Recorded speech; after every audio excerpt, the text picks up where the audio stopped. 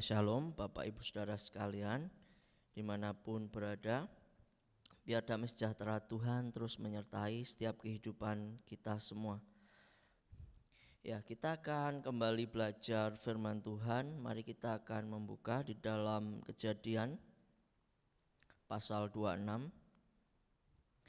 ayat 1 sampai 4 dan nanti dilanjutkan ayat 12 sampai 14. Ya, saya akan membacakannya. Maka timbullah kelaparan di negeri itu. Ini bukan kelaparan yang pertama yang telah terjadi dalam zaman Abraham. Sebab itu Ishak pergi ke Gerar kepada Abimelek, raja orang Filistin. Lalu Tuhan menampakkan diri kepadanya serta berfirman, "Janganlah pergi ke Mesir, diamlah di negeri yang akan kukatakan kepadamu. Tinggallah di negeri ini sebagai orang asing, maka aku akan menyertai engkau dan memberkati engkau. Sebab kepadamulah dan kepada keturunanmu akan kuberikan seluruh negeri ini, dan aku akan menepati sumpah yang telah kuikrarkan kepada Abraham ayahmu. Aku akan membuat banyak keturunanmu seperti bintang di langit. Aku akan memberikan kepada keturunanmu seluruh negeri ini, dan oleh keturunanmu semua bangsa di bumi akan mendapat berkat." Ayat 12, maka menaburlah Ishak di tanah itu, dan dalam tahun itu juga ia mendapat hasil 100 kali lipat, sebab ia diberkati Tuhan. Dan orang itu menjadi kaya, bahkan kian lama kian kaya, sehingga ia menjadi sangat kaya. Ia mempunyai kumpulan kambing domba dan lembu, sapi serta banyak anak buah, sehingga orang Filistin itu cemburu kepadanya. Ya, amin untuk firman Tuhan. Nah, saya ingat suatu kali ya pernah di Indonesia itu mengalami krisis juga, tapi waktu itu krisis bahan bakar. Jadi hampir seluruh tempat pengisian bensin itu pasti mengantri, dan antrinya tuh panjang sekali, saya ingat waktu itu. Nah, suatu kali ada dua baris antrian mengantri. Nah, di dalam mengantri itu sebenarnya mereka juga bertanya-tanya, ya, masih adakah bensinnya? Karena memang seringkali sekalipun sudah mengantri, nah ternyata habis juga. Nah, sudah berjam-jam mengantri ternyata habis. Nah, suatu kali ya saya juga mengantri, tetapi ternyata apa yang ditakutkan terjadi. Di barisan satunya yang mengantri juga panjang itu, ternyata di depan sudah dikatakan bensin habis. Waduh, lalu dari barisan yang satunya itu mereka berebut ya untuk juga antri di barisan yang bensinnya masih. Nah, itu pernah terjadi di bangsa kita, bangsa Indonesia. Nah, hal-hal yang membuat kita ya takut untuk mendapatkan sesuatu yang kita inginkan, itu membuat kita menjadi logikanya sedikit berkurang ya. Rebutan wah sudah tidak karuan. Nah, kalau kita melihat cerita tadi yang kita lihat di dalam kisah yang tadi kita baca, di mana terjadi yang namanya kelaparan di situ. Dan itu bukan pertama kalinya, pernah terjadi di zaman Abraham juga. Nah, di masa-masa itu sulit ya. Ya seperti tadi saya cerita tentang bensin. Kalau orang tidak dapat bensin, tidak bisa kerja juga, tidak bisa bawa motor ke tempat kerja, akhirnya repot sekali. Nah, apalagi ini paceklik, kekeringan, mereka bukan hanya tidak dapat bahan bakar, mereka tidak dapat makan karena bahan makanan itu begitu sulit. Akhirnya pasti banyak orang itu memakai segala cara itu untuk apa? Ia mendapatkan makanan, bahkan dengan cara-cara yang mungkin tidak baik. Ya, menyerobot, atau ya mungkin ada juga pula kalau sudah terlalu sulit ada juga yang mungkin mencuri, merampok. Karena apa? Kelaparan ya. Perutnya terus berteriak. sedangkan makanan tidak ada. Nah, saya membayangkan keadaan itu memang sulit ya. Ketika saya puasa saja 1 hari saja itu lapar sekali. Ya apalagi kalau paceklik gini emang nggak ada yang dimakan. Kalau kita puasa pun kita mau buka puasa sudah menyiapkan ya makanan atau di warung banyak. Tapi ini benar-benar tidak ada makanan. Nah, saya membayangkan itu memang keadaan yang begitu sulit. Nah, lalu justru di dalam keadaan yang sulit itu Tuhan berfirman kepada Ishak, janganlah kamu pergi ke Mesir. Nah, kenapa ke Mesir? Ya memang Mesir waktu itu pasti ya memiliki keadaan yang lebih baik. Cadangan makanan mungkin ada di sana. Maka itu orang mau pergi ke sana. Ya itu natural manusia. Pasti kita akan berusaha bertahan hidup, mempertahankan bagaimana caranya biar tetap makan ya. Ishak juga manusia biasa. Dia mungkin juga punya pikiran untuk pergi ke Mesir. Tetapi Tuhan sudah katakan, janganlah kamu pergi ke Mesir. Tetaplah tinggal di sini. Dan ada janji Tuhan yang luar biasa di situ. Tinggallah di negeri ini sebagai orang asing. Maka, nah ini berarti satu janji. Ketika Ishak mau tinggal, maka ya, aku akan menyertai engkau dan memberkati engkau. Ya. Ada penyertaan Tuhan dan berkat Tuhan. Sekalipun waktu itu di depan mata kita melihat kelaparan yang dahsyat. Nah, ketika kita menghadapi keadaan yang sulit, mengancam hidup kita, masa depan kita, kita cenderung ingin segera mendapatkan yang namanya solusi. Kita ingin segera menemukan bagaimana cara untuk lepas dari masalah itu. Kita tidak sabar dalam keadaan yang tidak nyaman. Ya ini wajar ya, memang manusia seperti itu. Kita mempunyai kemampuan untuk bertahan hidup. Jadi ketika kita terancam kehidupan kita, kita akan memakai cara bagaimanapun untuk tetap bertahan hidup. Tetapi di sini Tuhan katakan tinggal. Tinggal. Nah, kata tinggal di sini adalah ya jelas Ishak tinggal sebagai orang asing. Seperti orang yang sedang menumpang. Bisa menumpang di kos atau di rumah orang misalnya. Tapi yang jelas itu bukan rumahnya sendiri. Nah, kita bisa membayangkan ketika kita jadi orang yang menumpang, kita tidak bisa seenaknya sendiri bukan? Ya, kalau kita di rumah sendiri, wah kita mau tidur di mana saja, mau di sofa, mau di ada kita mungkin pakai tikar di bawah karena gerah mungkin, atau di kamar atau dimanapun terserah kita. Tapi kalau kita sedang menumpang, kita tidak bisa berbuat seenak kita sendiri dan itu tidak enak. Ya. Mungkin sehari 2 hari kalau kita numpang di rumah teman, wah masih ramah ya. Coba bayangkan kalau menumpangnya itu 1 minggu, 2 minggu, bahkan 1 bulan, ya pasti kita udah mulai merasa ada hal-hal yang janggal, betul? Nah, demikian juga betapa tidak enaknya menjadi seorang asing di tempat orang lain, tinggal menumpang di tanah orang lain, tetapi Tuhan justru katakan tinggal. Nah, ini bukan perkara mudah. Mungkin secara logika Ishak akan berkata, Tuhan, kenapa saya harus di sini? Bukankah di Mesir juga luas? Mungkin di sana kehidupan lebih baik. Tetapi Tuhan mengajarkan sesuatu ya kepada Ishak. Keadaan yang galau atau membuat kita khawatir itu seringkali membuat kita itu tidak tenang. Nah, orang yang tidak tenang itu seringkali salah langkah, betul kan ya?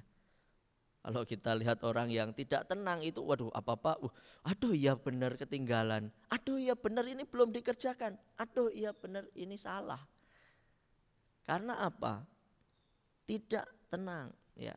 Amsal 19 ayat 2 mengatakan tanpa pengetahuan kerajinan pun tidak baik. orang yang tergesa-gesa akan salah langkah.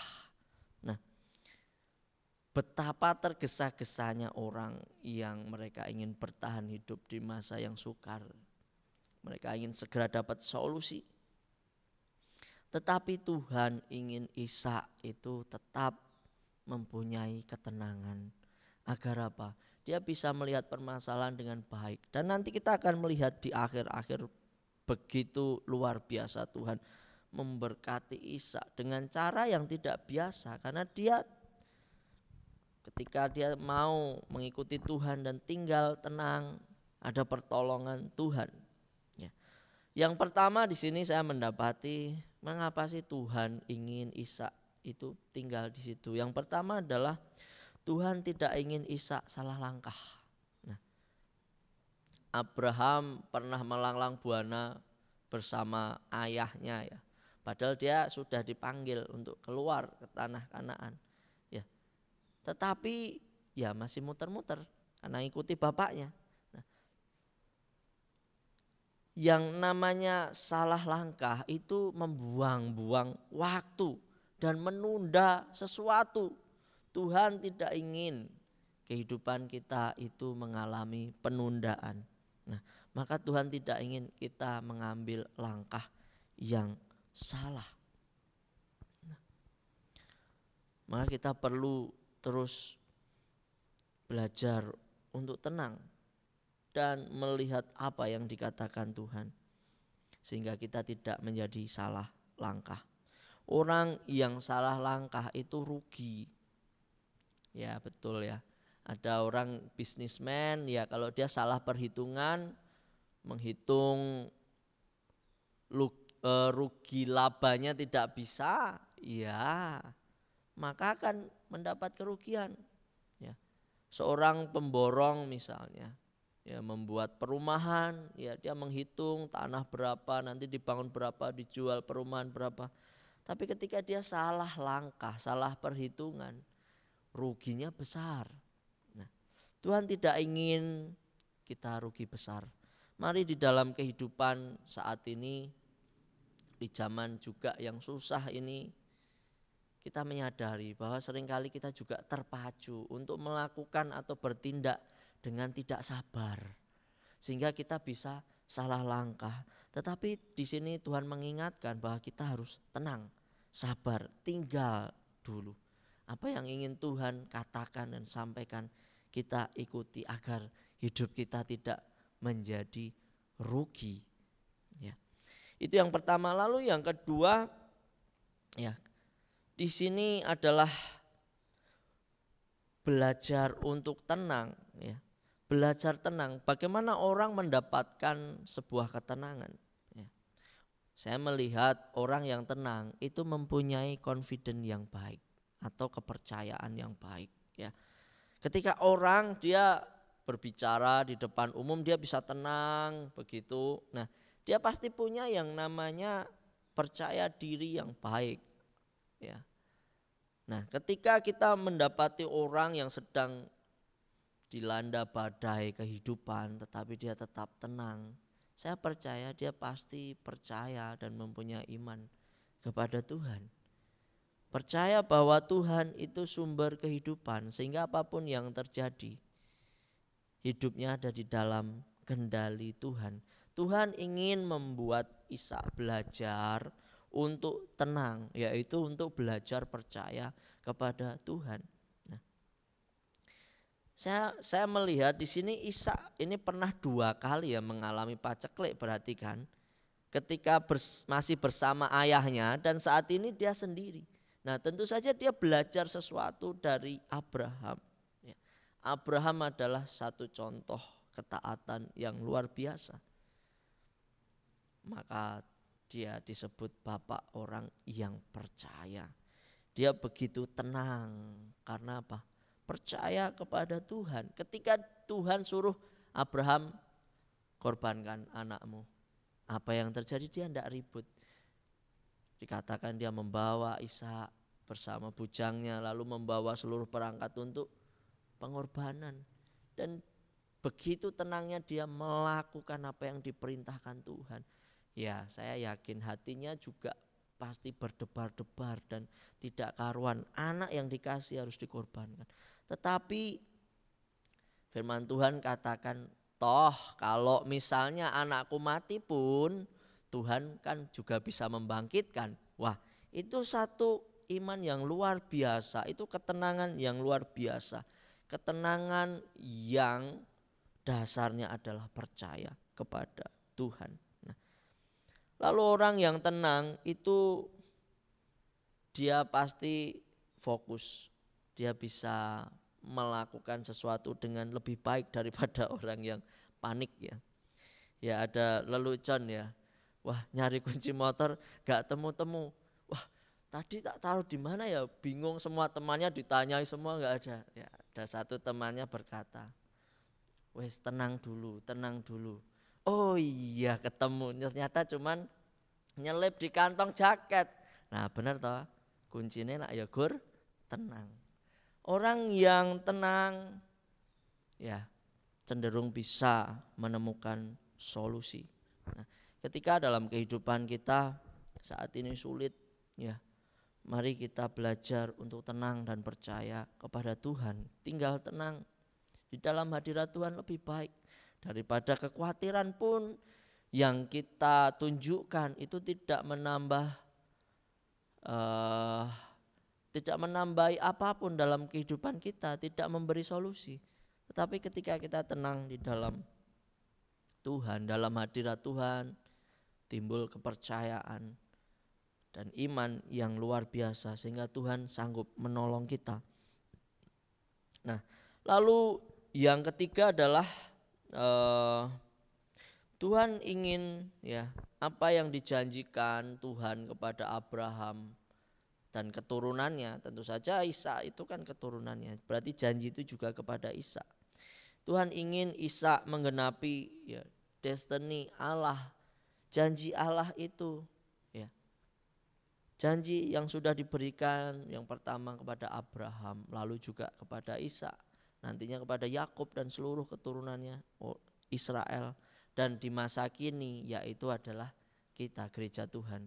Kita yang percaya beriman kepada Tuhan disebut anak-anak Abraham. Ya. Tuhan ingin Ishak ini dia bisa menikmati janji Allah yang diberikan kepada Abraham. Ketika ya waktu Abraham disuruh Tuhan untuk mempersembahkan Ishak, waktu itulah janji Tuhan dinyatakan. Ya. Bahwa Tuhan berjanji akan memberkati dengan berlimpah, memberi keturunan yang banyak dan keturunan itu menjadi berkat. Dan kata-kata itu diulang oleh Tuhan. Tadi di ayat yang keempat ya, pasal 26 ayat 4 ini pengulangan ya yang sama. Artinya janji itu ditekankan, ini benar, ini sungguh-sungguh akan aku kerjakan. Aku akan membuat banyak keturunanmu seperti bintang di langit. Aku akan memberikan kepada keturunanmu seluruh negeri ini, dan oleh keturunanmu semua bangsa di bumi akan mendapat berkat. Janji yang sama ini diterima oleh Ishak. Saya ada satu kata yang saya simpulkan di sini, yaitu Tuhan itu sudah mempunyai yang namanya skenario. Ya. Tuhan itu sutradara agung hidup kita. Jadi Tuhan itu mempunyai skenario dalam kehidupan kita. Ya. Memang kita hidup di dunia itu penuh tantangan, tetapi di dalam Tuhan kita percaya Tuhan memiliki skenario yang baik. Kalau kita ingat di dalam kitab Yeremia dikatakan ya, aku mengetahui rancangan-rancangan yang ada padaku mengenai kamu, yaitu rancangan damai sejahtera, bukan rancangan kecelakaan, untuk mendatangkan hari depan yang penuh pengharapan. Artinya rancangan Tuhan selalu indah dalam kehidupan kita. Nah, Ishak masuk dalam skenario Tuhan. Dia menjadi pelaku, dia menjadi aktor ya. Tapi dia harus tentu saja nurut dengan yang namanya sutradara. Nah, kalau kita lihat film ya atau ya sinetron mungkin di Indonesia, itu pasti ada sutradaranya. Tidak mungkin mereka sembarangan seperti itu, tidak mungkin acting sendiri, ya nggak mungkin. Pasti ada sutradara yang mengatur alur cerita, lalu scenes-nya itu berapa, nanti bagaimana alurnya, apa happy ending atau sad ending, alur maju atau mundur. Itu ada, semua diatur oleh sutradara. Nah, Tuhan itu berfirman kepada Isa itu seperti sutradara yang sedang mengarahkan seorang aktor. Ya. Kamu nanti acting seperti ini ya, biar nanti filmnya itu jadi seperti ini. Ya, kamu nanti berperan sebagai suami yang baik misalnya, ya nanti kamu memberkati istri dan anak-anakmu misalnya. Nah, tapi di sini Tuhan katakan kepada Isa, tinggal tetap di sini. Aku akan menyertai dan memberkati engkau. Tuhan menyuruh Isa untuk tetap tinggal. Nah, seperti seorang sutradara yang sedang ya menyuruh seorang aktor untuk melakukan sesuatu. Nah, tetapi ini di dunia nyata, bukan dunia perfilman. Nah, akhirnya apa yang dilakukan Isa? Isa nurut dan taat. Sehingga skenario Tuhan itu berjalan sesuai dengan rencana. Dan sungguh sangat kita lihat begitu indah. Bapak Ibu Saudara sekalian, Tuhan juga merupakan sutradara dalam kehidupan kita. Iya betul, kita hadapi masalah dan tantangan. Mungkin juga paceklik, kelaparan seperti yang sedang dialami Isa. Sulit melihat kemana-mana pun ya tidak ada apa-apa. Ya.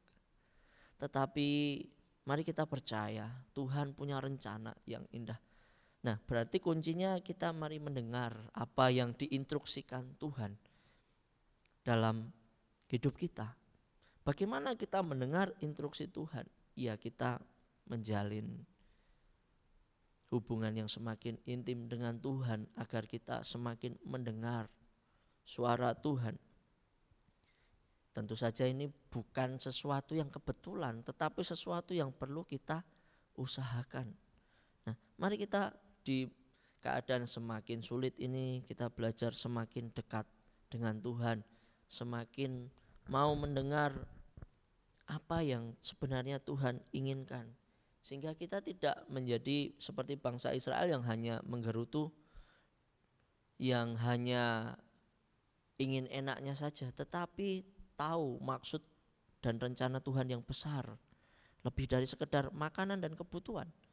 Tetapi ada satu rencana besar dalam hidup kita. Nah, Tuhan katakan tinggallah. Lalu yang kedua adalah setelah tinggal Tuhan ingin memberkati. Ya. Ketika kita tinggal dalam janji Allah, berkat itu pasti. Janji Allah itu berlaku untuk Abraham, Ishak, Yakub, dan hari ini juga berlaku bagi kita semua. Kita yang disebut juga anak-anak Abraham yang memiliki iman yang sama seperti Abraham. Ya.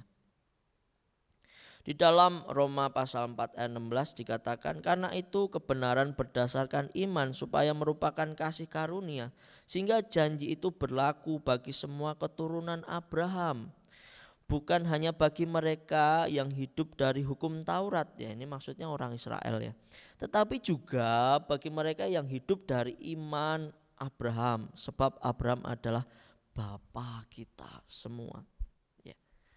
Berarti ya kita mendapat janji yang sama Bapak Ibu Saudara sekalian ketika kita beriman seperti apa yang dilakukan Abraham. Janji itu juga bagi kita. Mari kita menyadari hidup kita luar biasa dalam skenario Tuhan. Maka mari kita tetap tenang dan percaya kepada Tuhan. Lalu juga ada janji yang luar biasa, yaitu janji Tuhan menyertai. Di situ dikatakan, aku akan menyertai engkau, memberkati engkau. Nah, Tuhan serta itu bukan sesuatu yang biasa ya. Allah menyertai berarti dia dekat dengan kita. Dia tidak jauh. Ya, kata menyertai itu merepresentasikan sebuah hubungan pribadi Allah yang ingin dekat dengan kita. Bukan hanya dia Allah yang begitu jauh dengan kita, begitu tidak. Tetapi dia menyertai, Tuhan ingin kita lekat dengan Tuhan. Ya. Tuhan memastikan berkat yang kita terima itu bukan hanya sekedar berkat materi, tetapi Ia ingin memberi berkat yang namanya hubungan. Wah, indah sekali Bapak Ibu Saudara sekalian. Begitu Allah yang mulia, yang tidak terjangkau oleh kita, tetapi Beliau mau mendekat dan memberi hubungan itu kepada kita. Ini berkat yang besar sekali. Ya, memberi hubungan, keintiman, kedekatan. Ya. Artinya ketika Ia menyertai, Ia berkenan ada di samping kita, berjalan bersama dengan kita. Ya, ya, kesedihan terbesar manusia adalah bukankah terpisah dari Allah, betul ya? Ketika Adam dan Hawa melakukan pelanggaran dosa, dia terpisah dari Allah. Itu kesedihan yang turun-temurun sampai hari ini Bapak Ibu Saudara sekalian. Ketika dosa itu merambat dalam setiap hidup kita dan manusia turun-temurun, ya, itu kesedihan kita terpisah dari Allah karena dosa. Tetapi Tuhan melalui Tuhan Yesus Kristus, Dia rela mendekat. Dia rela bahwa Dia yang kudus rela menjadi manusia yang adalah debu, memiliki tubuh jasmani. Di sini kita lihat betapa besarnya berkat itu. Berkat itu besar sekali dalam kehidupan kita. Maka janganlah kita takut di masa krisis ini.